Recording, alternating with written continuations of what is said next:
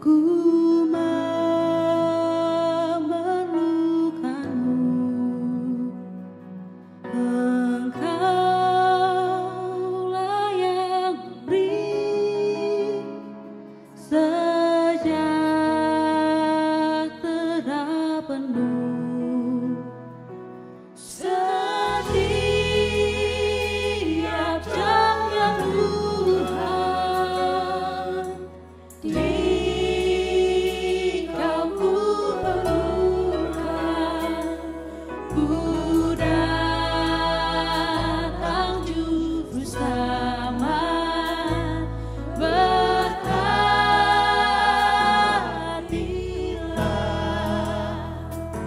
Setiap jamnya Tuhan, di Kau ku perlukan. Ku datang juru selamat,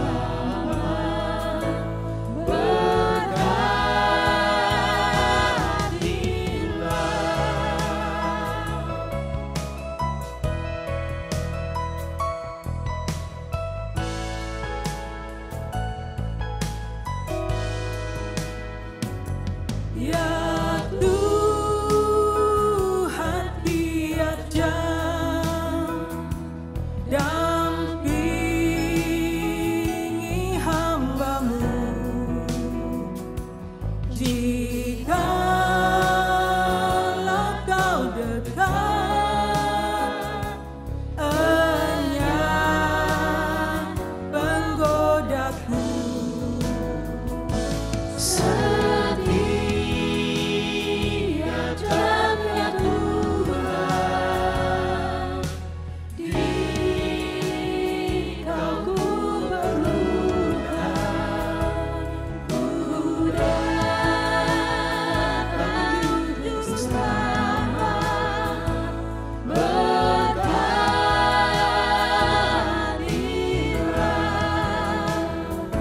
Setiap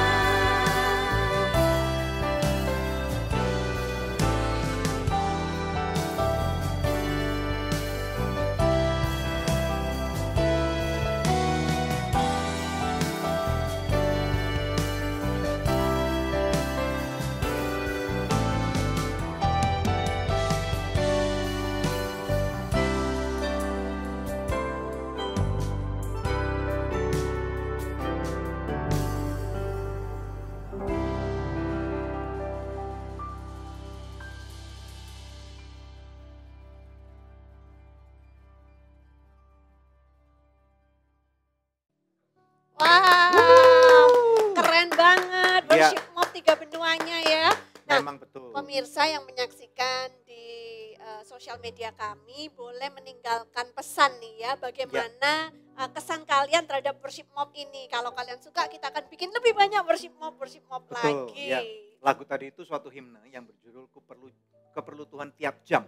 Jadi memang betul pemirsa sekalian, bukankah memang hari-hari ini kita sangat perlu Tuhan setiap jam? Yes, ya, setiap Di dalam detik mungkin ya. di dalam setiap langkah kita Betul. tahu bahwa apalagi di musim seperti sekarang ini nggak ada satupun orang yang pernah ngalami loh masa-masa seperti ini. Jadi hanya Tuhan yang tahu, tetapi ada satu firman Tuhan yang saya ingat nih Deb, bahwa Tuhan tuh melihat masalah itu bukan saja dari saat ini saja, tetapi Tuhan udah melihat dari sampai titik akhirnya, Yes. dari permulaan awal masalah itu terjadi. Amin, amin, Dan amin. ini membuat kita ini menjadi lebih percaya diri, lebih tahu bahwa kita ada di tangan yang tepat. Gitu ya. Amin.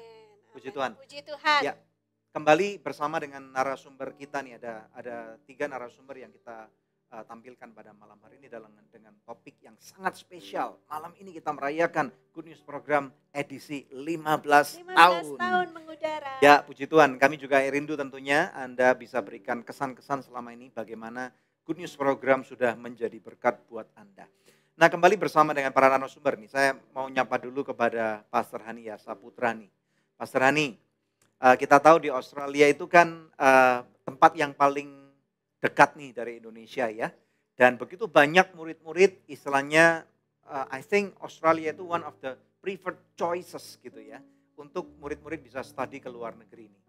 Bisa cerita nggak nih sekarang kondisi murid-murid anak-anak Indonesia yang ada di kota Anda di Brisbane terutama bagaimana? Silakan ceritakan. Oleh karena hampir semuanya dilakukan online, ya kebanyakan daripada murid-murid Indonesia itu sudah balik ke Indonesia.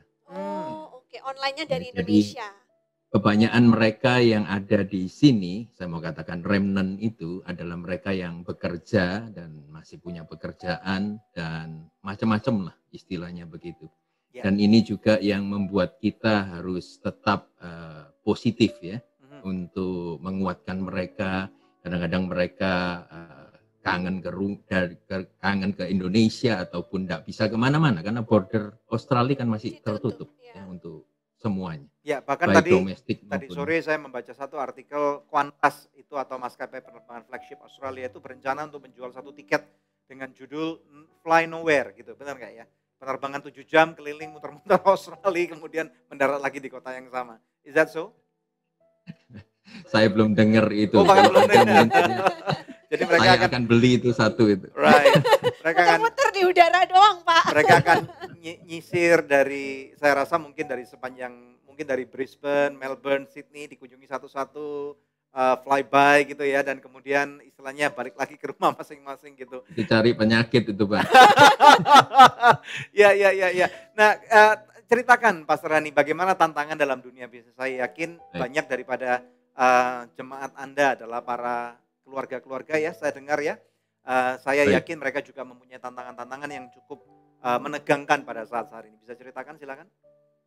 Yang pertama yang ketika bulan Maret itu tiba-tiba dunia dirumahkan, ya, gereja sendiri tidak bisa kebaktian.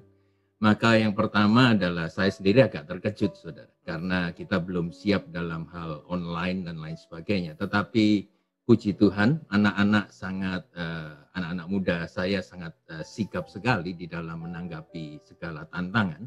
Karena saya yakin percaya begini, saudara, apabila badai itu diizinkan ya buat melanda kehidupan kita, maka kita ini harus menemukan tanggung jawab yang lebih besar lagi dari panggilan Tuhan di dalam kehidupan kita.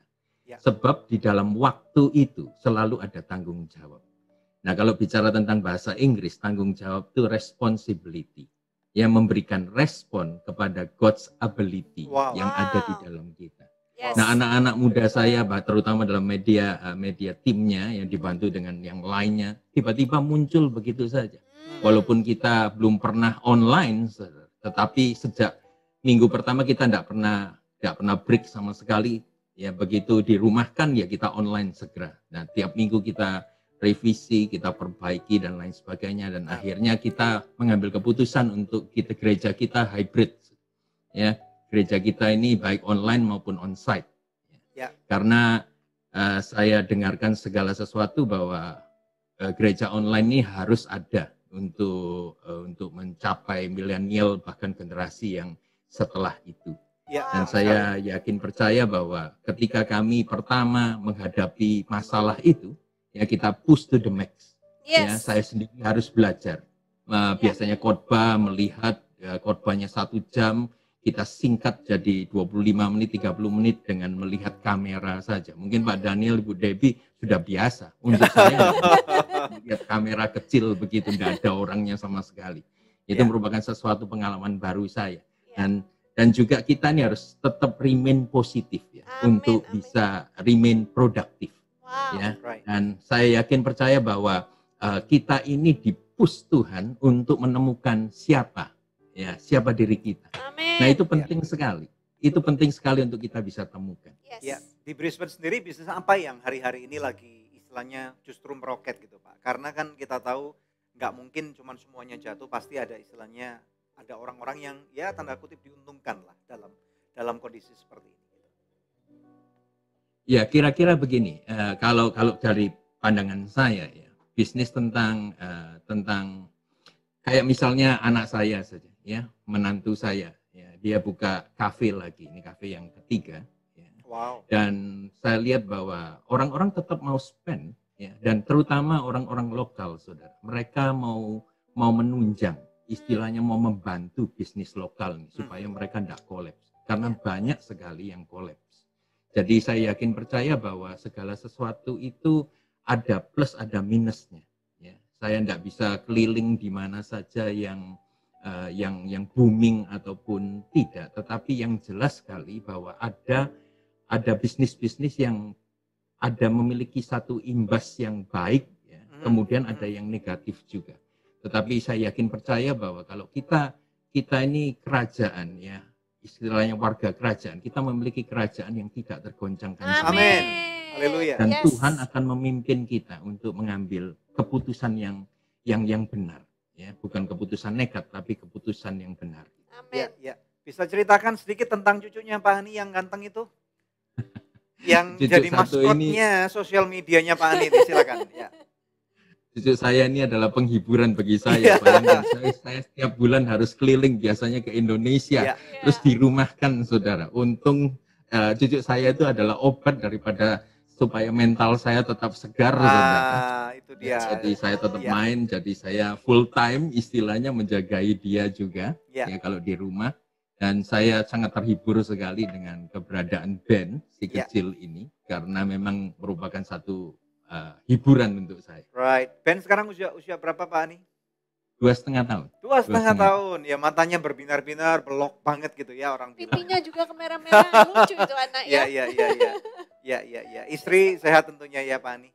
Baik Ya, sekali. puji Tuhan. Kita nyambung dulu nanti ke Pak Asien ya. Nah Pak Baik. Asien, puji Tuhan, gereja Anda baru saja anniversary ini. Iya. Selamat Congratulations to buat you. gerejanya Pak, tapi saya tuh mau nyebut nama gerejanya takut salah. Lighthouse Christlichen, ya. Sentrum. Bilang aja inilah Lighthouse Sentrum. Christian Center lebih Oh. gampang.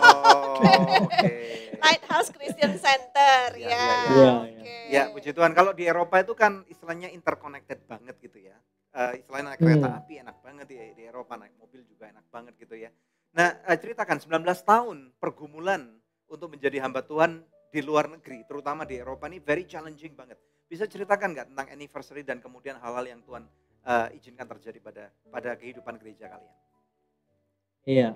Jadi sebenarnya seperti yang tadi saya cerita, awal mula dari gereja ini sebenarnya dari tahun 86. Jadi udah sebenarnya 30 tahun lebih. Tetapi kita rayakan 19 tahun ini karena bertepatan dengan kita memakai nama Lighthouse tadi. I see. Oke. Dan juga berbarengan dengan visi yang Tuhan berikan yang baru, yaitu supaya kita itu menjadi terang buat bangsa-bangsa Amin. dari Yesaya 49 itu ya. Dan di situ kita jadi berubah namanya, dulu cuma gereja Indonesia, sekarang jadi gereja internasional dengan nama Oke. Lighthouse. Jadi di situ 19 tahunnya kita merayakannya ya. Dan kita sadar gitu bahwa keberadaan kita di luar negeri ini bukan cuma ngurusin orang Indonesia aja Hmm. ya, yang kita dapatkan, Tetapi juga di situ di Yesaya 49 dikatakan kita juga harus jadi terang buat bangsa-bangsa. Terlalu sedikit cuman ngurusin suku-suku Yakub katanya. Begitu. Dan satu sisi lagi yang kita lihat bahwa Eropa ini kalau memang backgroundnya itu Kristen. Tetapi sekarang kan sudah sekuler banget ya. Ya. Atau sangat tradisi banget. Kalau kita datang ke gedung-gedung gereja mungkin Pak Daniel, Ibu Debbie juga Iya. pasti pernah berkunjung lah ya. Itu cuma sebagai tempat turis doang dan Iya, juga itu kosong orang-orang ya, nggak ada ibadah. ibadahnya itu orang tua begitu. Iya. Jadi kita lihat bahwa saya pernah bertanya sama semua hamba Tuhan lokal di sini, sebenarnya kekristenan di Jerman atau di Eropa ini berapa sih yang benar-benar born again? Mhm. Nah dari hasil semua tanya itu, kami menemukan bahwa itu yang benar-benar born again itu cuma maksimal tuh 2%. Oh, Wow. wow. Begitu. Wow. Mungkin ya 3% kalau di negara-negara Skandinavia atas sana begitu.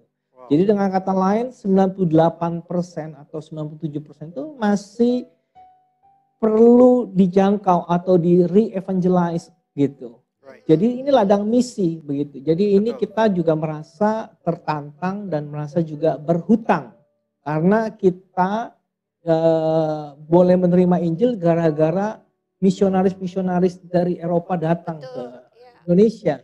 That's Dan right. inilah waktunya untuk kita itu juga kembali ya untuk membawa Injil api kepada Injil mereka. itu. Iya. That's right. Nah, Balas budi lah ya, begitulah. saat Ya. ini di Jerman sendiri penduduknya ada berapa banyak, Pak? Sekitar 85 juta. 85 juta. Iya. Jadi 2-3% itu 85 sangat juta. kecil banget memang ya. Nah, rencana ke depan nih, bisa cerita nggak? Terutama berkaitan dengan masalah-masalah COVID yang istilahnya kita memang sama-sama semua nggak ada yang tahu. Tetapi sebagai gereja Tuhan sendiri, apa yang Tuhan tanamkan, saya percaya bahwa masing-masing gereja Tuhan pasti punya satu hal yang Tuhan taruh, satu urgency gitu loh. Something that you are urging gitu. Untuk bisa Iya. istilahnya melakukan misi Tuhan. Silakan. Ya memang ketika COVID-19 itu datang, ya puji Tuhannya sebelum-sebelumnya kami juga sudah selalu paralel dengan live streaming begitu. Mhm. Walaupun juga nggak sampai high teknologi seperti Anugerah Ministry ya.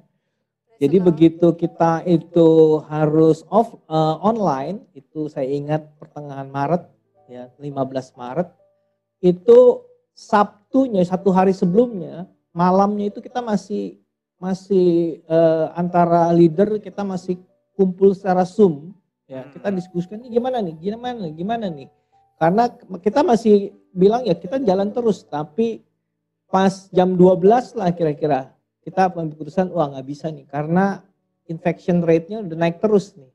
Akhirnya kita putuskan udah kita online dan kita umumkan sounding ke jemaat, dan ada juga jemaat yang nggak dapet karena mungkin ada yang jadul, gaptek dan sebagainya. Jadi waktu itu 15 Maret itu pertama kali kita online, dihadiri sama beberapa doang. Tapi kita sudah mulai restart lagi bulan Mei, itu Mother's Day.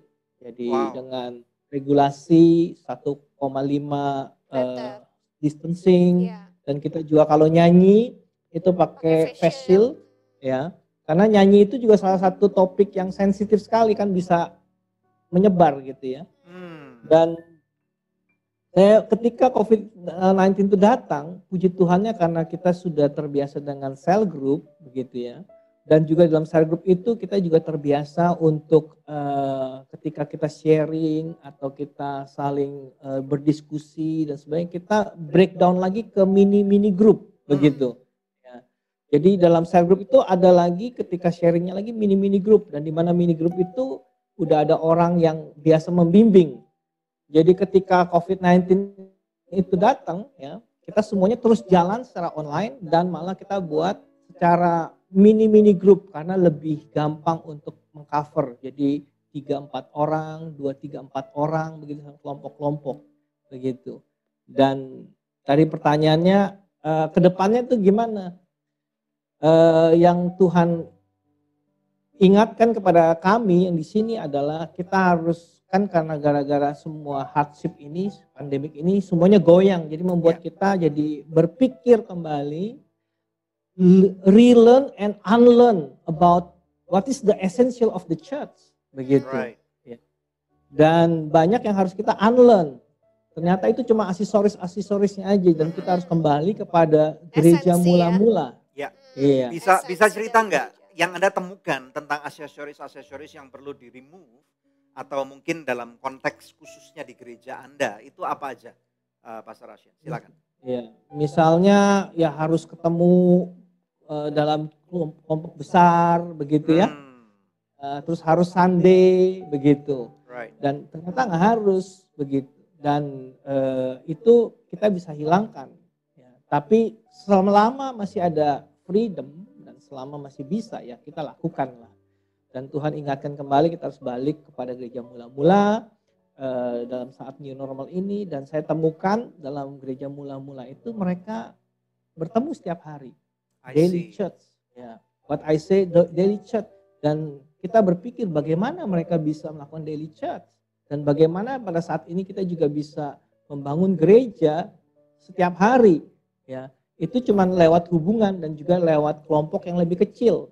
Begitu. Karena the smallest unit of the church yang Tuhan katakan bahwa 2-3 orang aku hadir di sana. Right. Begitu. Amin. Jadi secara during the week itu kita praktekkan 2-3 orang berkumpul, tapi kemudian mungkin seminggu sekali kita kumpul secara cell group atau juga ibadah ya online atau onsite terserah begitu. Tapi saya ngelihat the future of the church itu kita harus raise up sebanyak-banyaknya leader. Yes. Wow. Ya. Karena the end time itu become worse and harder. Ya. Ya. Bukannya lebih gampang tapi lebih harder. Mungkin sekarang ada pandemik dan sebagainya. Tapi kalau bagaimana nanti kalau ada yang lebih parah lagi dan sebagainya. Begitu ya. Jadi dengan kita raise up leader dan dengan mereka juga terbiasa dengan 2, 3, 4 orang berkumpul.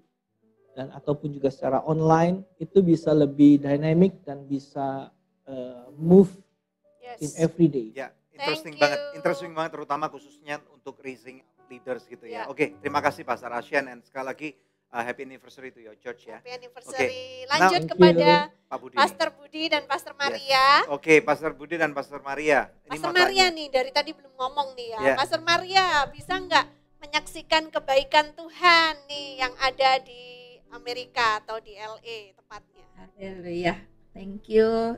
And anyway, anniversary juga ya untuk yang ke-15 tahun. Thank you banget. Yes.